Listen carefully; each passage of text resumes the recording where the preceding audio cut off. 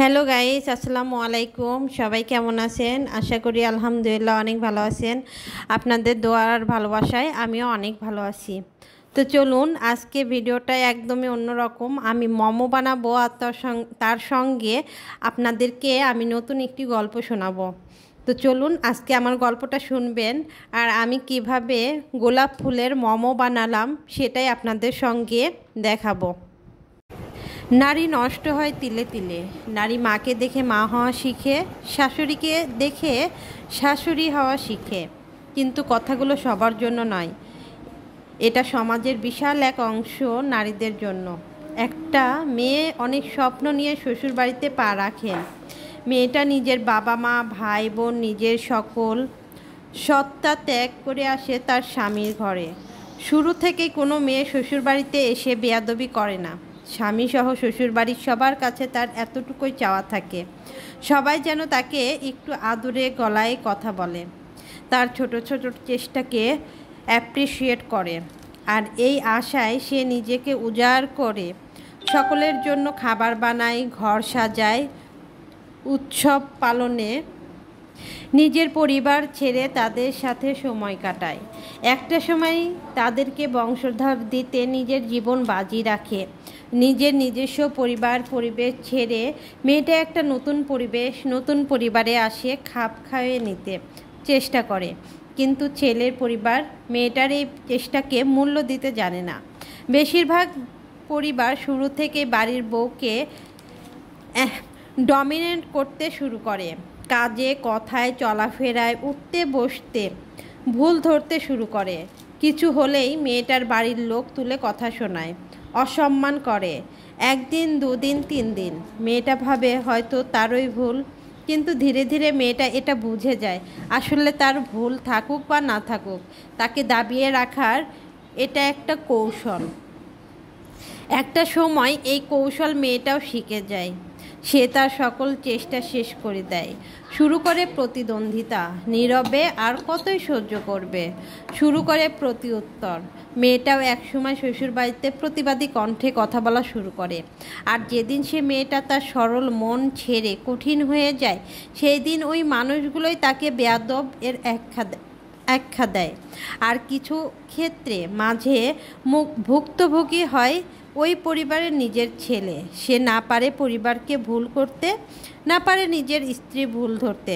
ফলাফল ছেলেটার বিবাহিত জীবন নষ্ট হয়।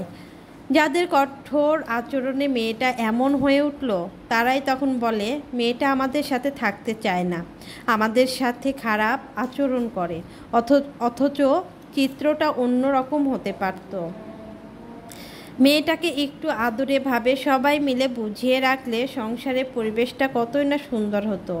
একটা মেয়ে তার সব ছেড়ে আমাদের কাছে এসেছে, তার জন্য সবাই মিলে একটু স্যাক্রিফাইস করে তাকে মানিয়ে নিতে সাহায্য করলে সেও আপনাদের মনের মতো হয়ে উঠবে।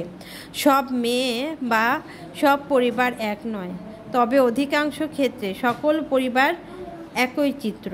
কথাগুলো শুধু ভুক্তভোগীদের জন্য। মেয়ে, তোমাকেই বলছি, যতদিন বাবার বাড়িতে আছো ততদিন নিজেকে প্রতিষ্ঠিত করো, যাতে তুমি কারো ধার ধরতে না হয়। কারণ তুমি জানো না তোমার জীবন সঙ্গী কেমন হবে। তাই নিজেকে এমনভাবে গড়ো, নিজের এমন পরিচয় তৈরি করো যাতে খারাপ সঙ্গী হলেও সে তোমাকে বাজে মন্তব্য করার আগে শতবার চিন্তা করে। সে যাই হোক, গল্পটা শোনালাম, কেমন লাগলো আপনাদের কাছে অবশ্যই কমেন্ট করে জানাবেন। আর এর মধ্যেই আমার গোলাপ ফুলগুলো, পাপড়িগুলো সবগুলো আলাদা করে আমি ছিঁড়ে নিয়েছিলাম। আর দেখতেই পাচ্ছেন কিছু গোলাপ ফুলের পাপড়ি নষ্ট হয়ে গিয়েছিল, সেগুলোও আমি আলাদা করে রেখে দিয়েছি। আর এটা বানাবো গোলাপ জলের কারণে। আর দেখতেই পাচ্ছেন কত সুন্দর করে আমি ফুলের ইয়াটা তৈরি করে ফেলবো। এই গোলাপ জলটা যখন মুখে স্কিন কেয়ারে ব্যবহার করবেন অনেক ভালো লাগবে। তো এটা হচ্ছে হোমমেড গোলাপ জল। তো আপনারা কিভাবে বানান অবশ্যই কমেন্ট করে জানাবেন। আর এর মধ্যে দেখেন আমি মোমো বানানোর জন্য একটি কাচের বয়াম নিয়েছি, আর এর মধ্যে যতটুকু গোলাপ ফুলের পাপড়ি যায় ততটুকু আমি দিয়েছি। আর অন্যদিকে আমি এই যে গরম পানিটা, গরম জল যেটা, এটা একটু হালকা ঠান্ডা করে কুসুম করে নিয়েছি, না হলে এটা কিন্তু ঠান্ডা গরম থাকলে কাচের বয়ামটা ভেঙে যেতে পারে। যার কারণে আলাদা একটা ইয়াতে আমি গরম ঠান্ডা করে নিয়েছি। আর এই যতটুকু জল ছিল আমি ততটুকু বয়ামের মধ্যে দিয়ে দিলাম। আর পাপড়িগুলো যেহেতু উপরে চলে আসছিল সেগুলো একটু নিচে নামিয়ে দিলাম। নিচে নামিয়ে দেওয়ার কারণে আমি আর একটু পানি দিলাম, আর একটু পানি লাগবে।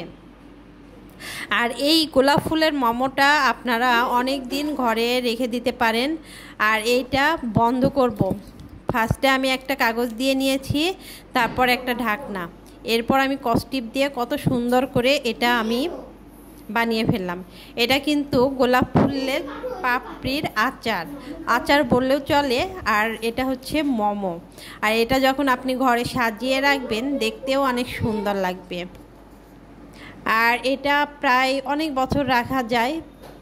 আমি তো অনেক বছর অনেক বছর বলতে এটা আমি ফার্স্ট টাইম বানিয়েছি।